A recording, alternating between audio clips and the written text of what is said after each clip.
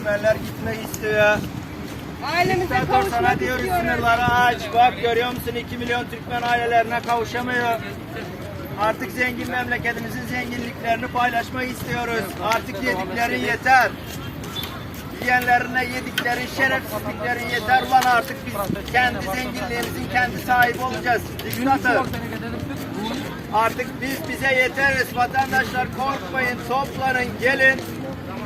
Protestlerimiz devam ediyor. Yollar açılana kadar hiçbir zaman susmayacağız, hiçbir zaman durmayacağız. Ailemizi istiyoruz. Hadi Sınıf toplanalım. haklarımızı istiyoruz.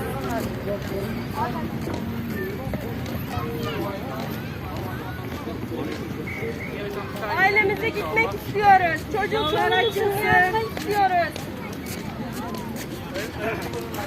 Açın yolları. Ha maşallah elhamdülillah. Türkmenlerin yolları kapalı. 2 senedir kimse evine gidemiyor. Türkmenler için yolları açmanı istiyoruz. Diktatör senden diyoruz.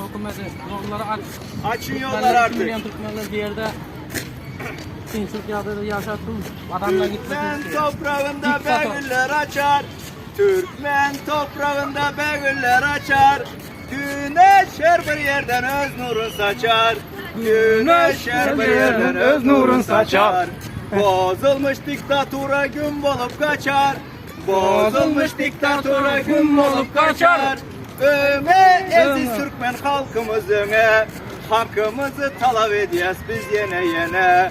Türkmen toprağında doğuldu östük. Türkmen toprağında doğuldu östük.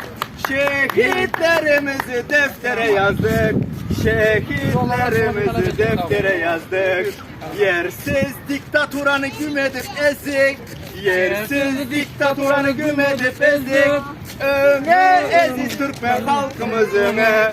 Hakkımızı talep edeceğiz biz yine yine. Türkmenler sınırlar açılmasını istiyor. Türkmenler Diktatör sana diyoruz aç sınırları.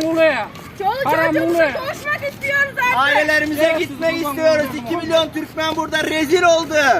Aç sınırları artık bıktık. Bak Ferdi Muhammedov sana diyoruz. Aç sınırları aç.